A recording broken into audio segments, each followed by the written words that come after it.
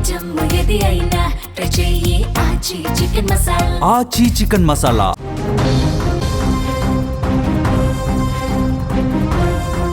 Breaking చూస్తున్నాము. అన్నమయ్య జిల్లాలో దారుణం జరిగింది. మదనపల్లిలో 7 ఏళ్ల బాలిక మిస్సింగ్ మిస్టరీ విషాదాంతమైంది. కులవర్ధన్ అనే వ్యక్తి ఇంట్లో చిన్నారి మృతదేహాన్ని గుర్తించారు.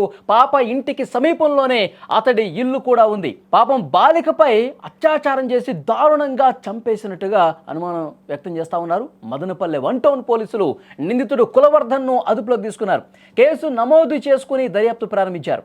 అయితే నిందితుడు కులవర్ధన్ గతంలో కూడా స్థానిక మహిళలతో అసభ్యంగా ప్రవర్తించినట్టుగా ఆరోపణలు ఉన్నాయి. మదనపల్లిలో భార్యాభర్తలు నివాసం ఉంటున్నారు. వారికి 7 ఏళ్ల కుమార్తె ఉంది.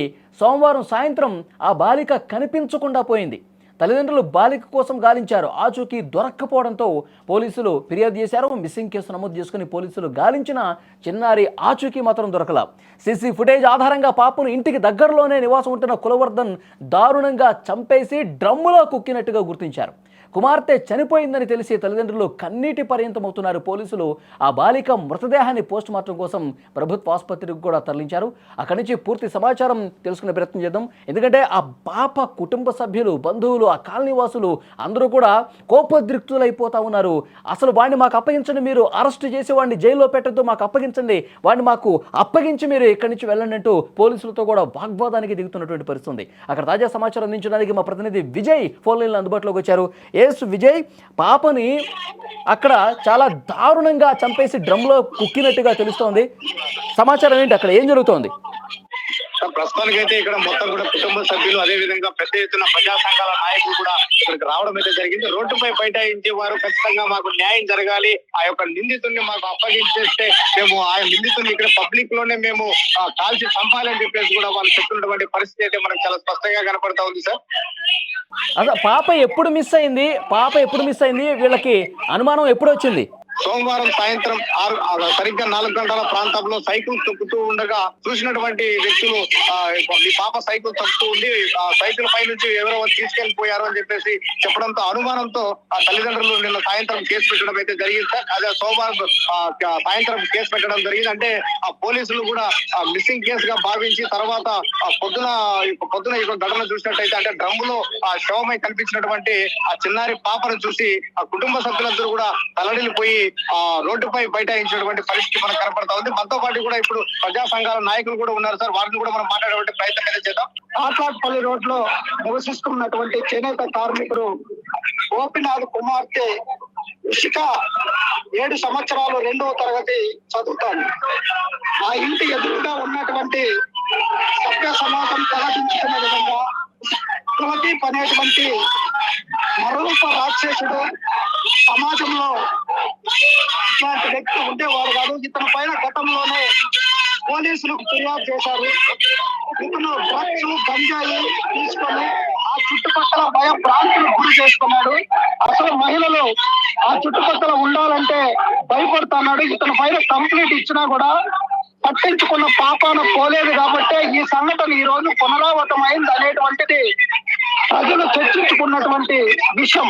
అంటే ఇప్పటికైనా పోలీసు వ్యవస్థ పైన, చట్టాల పైన నమ్మకం లేక ఆ కుటుంబ సభ్యులు, ప్రజలు ఈ రోజు అతన్ని మాకు అప్పగించండి, సావుకే సమాధానం చెప్తామని ఈ రోజు నిరసన తెలియజేస్తారు. అంటే గతంలో ఇచ్చిన ప్రతి ప్రజా సంఘాల నాయకులు కూడా అక్కడికి వచ్చి పూర్తిగా ఎవరైతే ఇంత దుర్మార్గానికి పాల్పడ్డాడో కఠినంగా శిక్షించాలని చెప్పి డిమాండ్ చేస్తూ ఉన్నారు. పాపం ఆ పాప నిన్న సాయంత్రం సైకిల్ తొక్కుకుంటూ ఇంటి దగ్గరే ఆడుకుంటున్నటువంటి ఆ పాపని అపహరించుకొని ఇంట్లోకి తీసుకెళ్లాడు కులవర్ధన్ అనేటువంటి వ్యక్తి.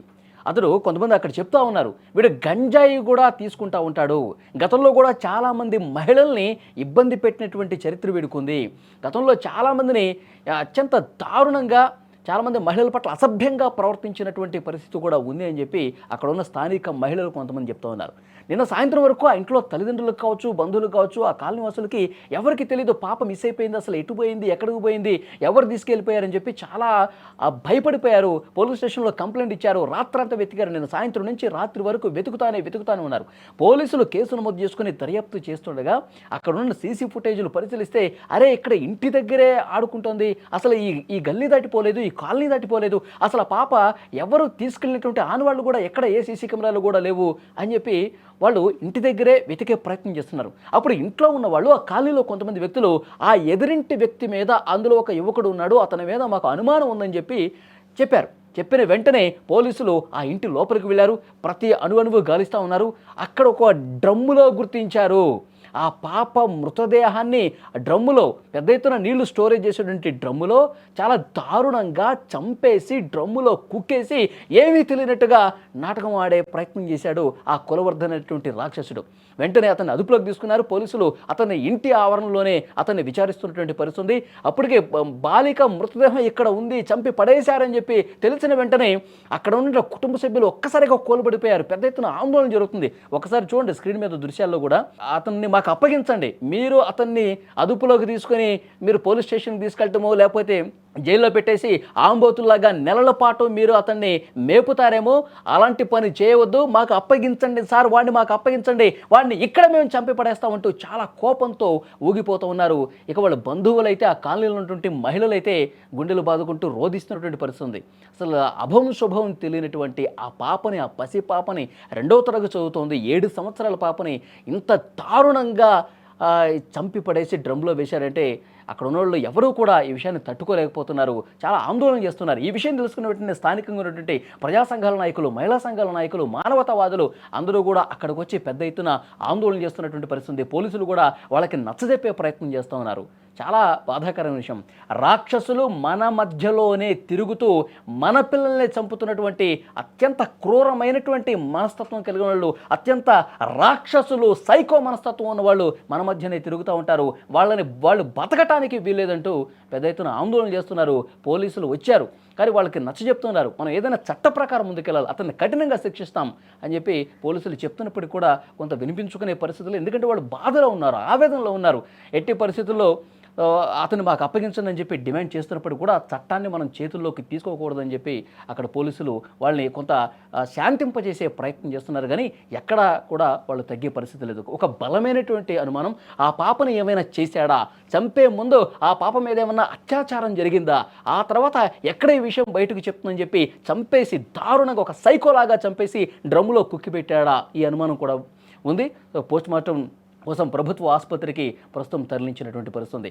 ఆ సైకో ఫోటోని మీరు స్క్రీన్ మీద చూస్తున్నారు, ఆ దుర్మార్గుడి ఫోటోని మీరు స్క్రీన్ మీద చూస్తున్నారు, ఆ రాక్షసుడి ఫోటోని మీరు స్క్రీన్ మీద చూస్తున్నారు.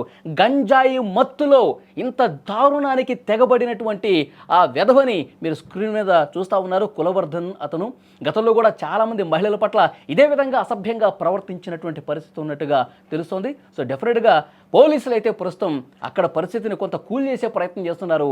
అతన్ని శిక్షిస్తాం, అతన్ని చాలా కఠినంగా శిక్షిస్తామని చెప్పి అక్కడ ఉన్నటువంటి మహిళలకు, వాళ్ళ తల్లిదండ్రులకు, బంధువులకు నచ్చజెప్పే ప్రయత్నం ప్రస్తుతం స్క్రీన్ మీద చూస్తూ ఉన్నారు మీరు.